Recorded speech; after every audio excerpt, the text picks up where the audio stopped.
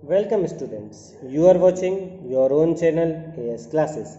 आप देख रहे हैं आपका अपना चैनल एएस क्लासेस और मैं अशोक शर्मा फिर हाजिर हूँ लेकर एक और नया एजुकेशनल वीडियो आप लोगों के लिए। ये जो हमारा एजुकेशनल वीडियो है ये क्लास 10 सोशल साइंस के स्टूडेंट्स के लिए, जिसमें हम लोग डिस्कस कर रहे हैं उनकी बुक हिस्ट्री का chapter first, the rise of nationalism in Europe. इस चैप्टर से रिलेटेड फर्स्ट 2 टॉपिक्स के वीडियो हम ऑलरेडी अपने चैनल एएस क्लासेस पर अपलोड कर चुके हैं। आज का जो हमारा टॉपिक है जिसको हम लोग इस वीडियो में डिस्कस करेंगे वो है the making of nationalism in Europe. The making of nationalism in Europe ये हमारा नेक्स्ट टॉपिक है जो हम लोग डिस्कस करेंगे। तो चलिए स्टार्ट करते हैं प्यारे बच्चों।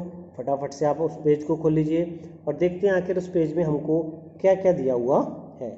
वैसे तो इस टॉपिक से रिलेटेड क्वेश्चंस हमारे बोर्ड एग्जाम में आए हैं और कई बार रिपीट हुए हैं। ज़्यादातर लॉन्ग आंसर्स ही के फॉर्म में हमारे से क्वेश्चन पूछा गया है।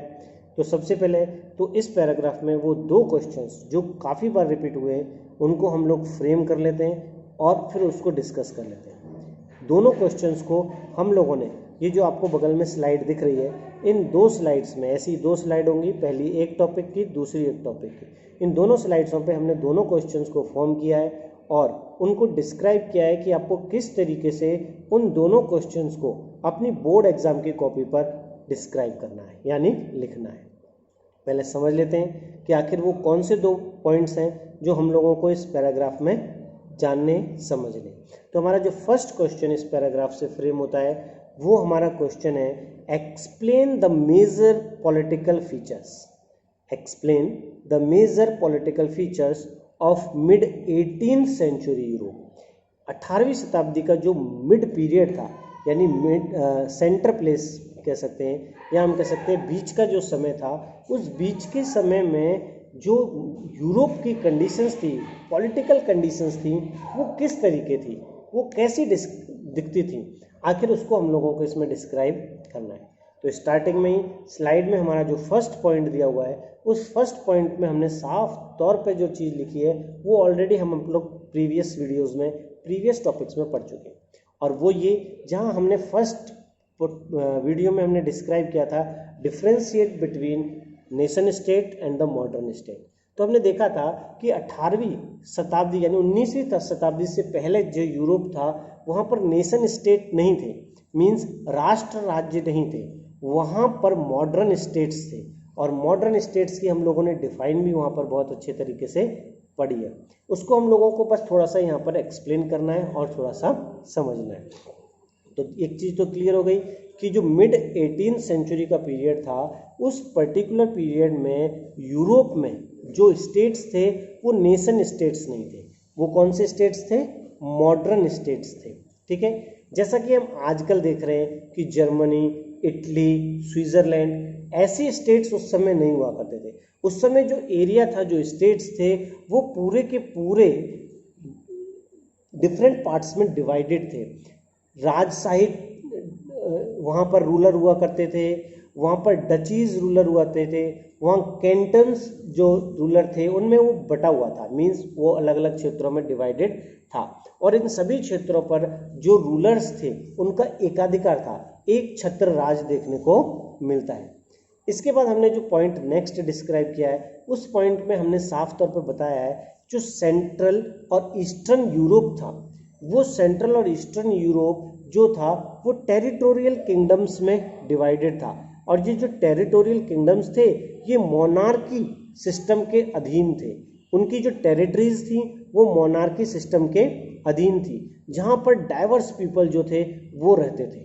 इन डिफरेंट टेरिटरीज में जो डाइवर्स पीपल थे वो रहा करते थे।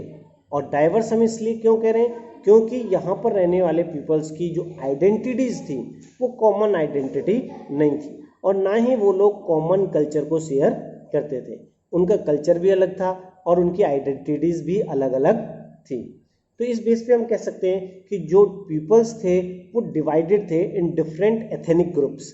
डिफरेंट ग्रुप्स में वो लोग डिवाइड थे और अलग अलग क्षेत्रों में रहे थे।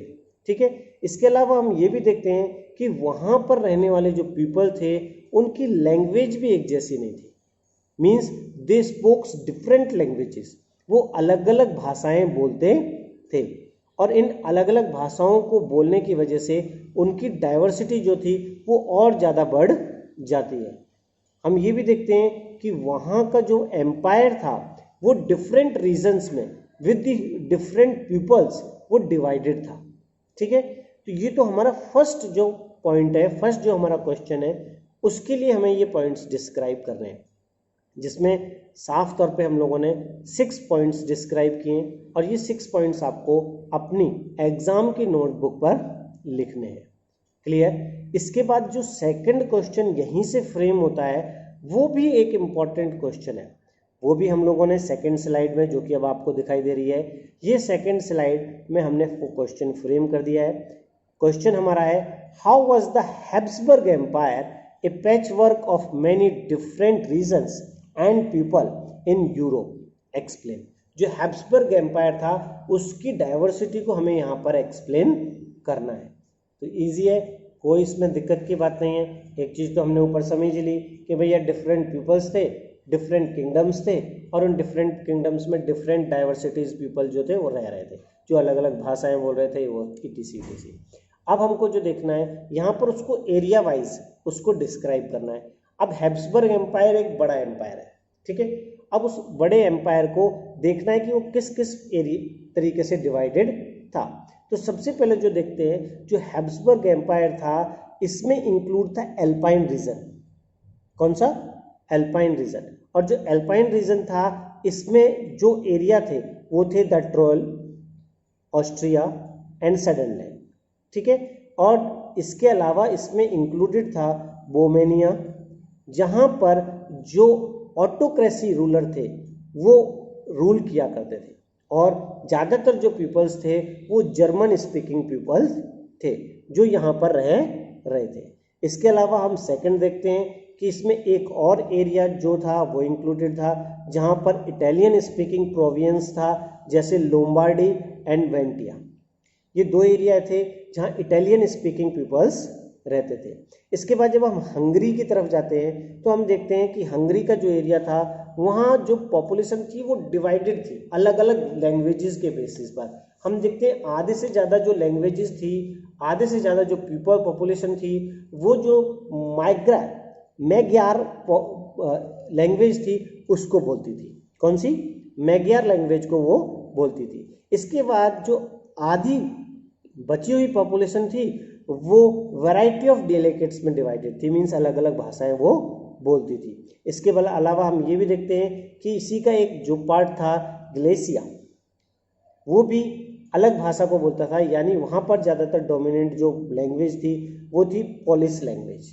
इसके अलावा और भी जो ग्रुप्स थे वो अलग अलग पार्ट्स में डिवाइड थे, यानी कि वहाँ जो पीसेंट्स थे वो अलग अलग वर्कर्स थे, वो अलग अलग एरियाज में थे, अलग अलग पार्ट्स में वो डिवाइडेड थे।